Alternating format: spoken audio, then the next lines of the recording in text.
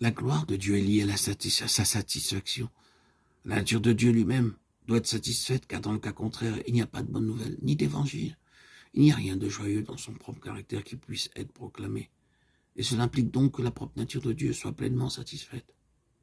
Mais non seulement cela, Dieu doit aussi être satisfait en ce qui concerne sa création.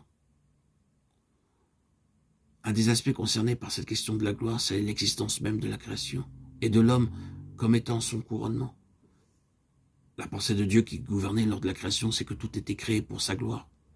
C'est-à-dire que sa gloire pouvait être exprimée et ce qu'il est en lui-même pouvait être manifesté dans tout ce qui touchait à sa personne, tout ce qui émanait de lui. Cela ne devait pas se limiter à un Dieu confiné et vivant dans la plénitude et dans la satisfaction de sa propre autosuffisance. Et amour, s'il est plus qu'une simple puissance, il doit donner. Il doit être le grand donateur. Il doit non seulement être Jéhovah le tout-suffisant, mais Jéhovah El Shaddai, celui dont tout procède. Il doit être celui duquel découle toute puissance, se définissant dans des œuvres, dans des expressions bien définies de ce qu'il est en lui-même.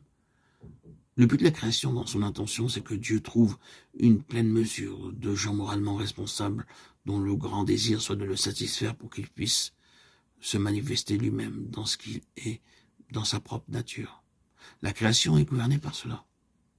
Et Dieu doit être satisfait avant qu'il n'y ait une quelconque manifestation de l'évangile de la gloire de Dieu et du Dieu bienheureux, le Dieu béni, dont l'expression est ici le Dieu satisfait. Satisfait est un mot que vous pouvez mettre au commencement de toutes les béatitudes. Heureux ceux qui ont faim et soif de la justice, car ils seront rassasiés.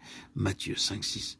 Béni, satisfait, rassasié ou heureux, c'est l'évangile de la gloire du Dieu satisfait. C'est une grande chose de pouvoir aller vers ceux du dehors avec la réalité d'un Dieu satisfait en vous et en moi dans nos cœurs. Par le Saint-Esprit. Est-ce que c'est possible?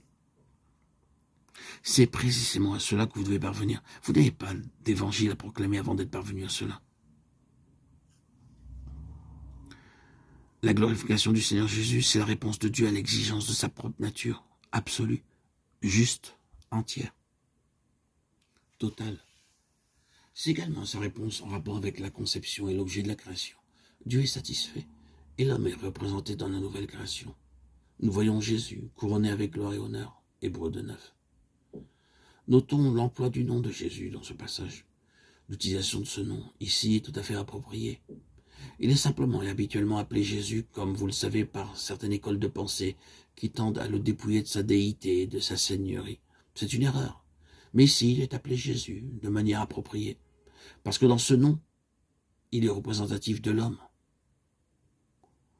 En effet, Dieu a glorifié son serviteur Jésus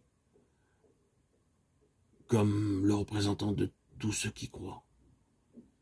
Jésus fut glorifié parce que Dieu était satisfait.